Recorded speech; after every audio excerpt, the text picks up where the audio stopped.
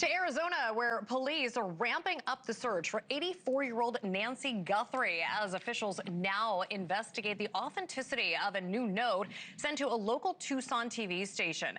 Anchors there say that it included sensitive details about Guthrie, but no deadline. New details are also emerging about the hours before she vanished. Investigators confirm the blood on Guthrie's porch is hers.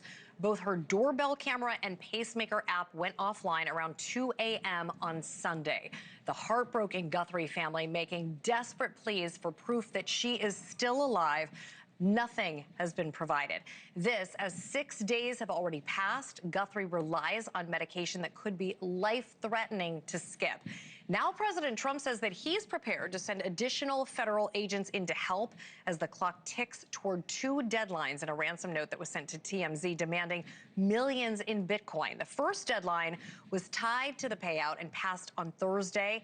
A second deadline is on Monday, and the note warns that missing this deadline could come with a consequence. NewsNation's Brian Entin has been live in Tucson, Arizona, joins us now with more. So, Brian, what is the latest on the new message and the items that investigators are examining this week?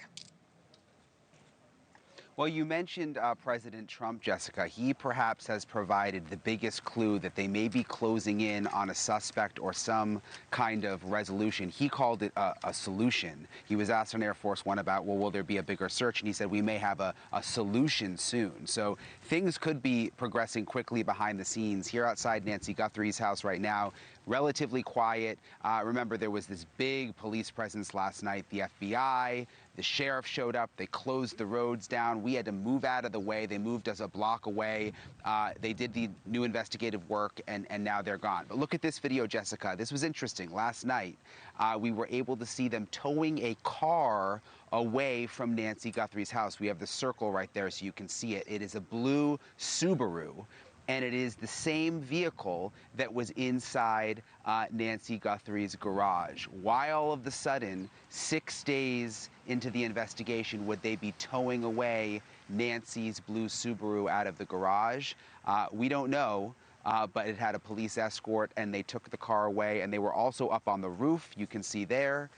There was actually a surveillance camera that I'm told a neighbor pointed out that they went back and took off of the roof yesterday. And there's also a floodlight that they removed off of the back of the house. And remember, the floodlight could be significant because in the first ransom note, they referenced a floodlight.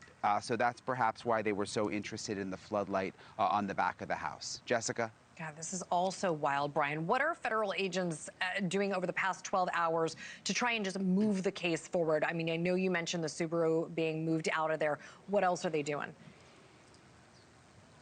Yeah, so they've been canvassing the neighborhood. I mean, we saw them out here yesterday knocking on doors, trying to find more video. Similar scene over at Annie Guthrie's house, which is about 10 minutes away from here.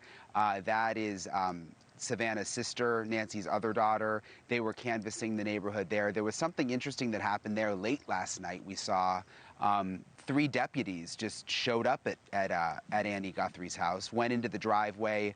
We were trying to keep an eye on what was going on. It's so dark out here. It didn't look like they went into the house, but they were parked in the driveway. So there's a lot of activity. There were also deputies out at a gas station not very far from Annie Guthrie's house asking about they were asking about surveillance video.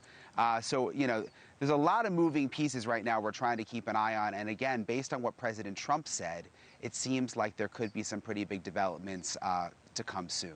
Jessica? Okay, NewsNation's Brian Entin, thank you for joining us from Tucson today. Thank you for watching. Subscribe below and download our NewsNation app right now on your phone, and you will get fact-based, unbiased news for all Americans.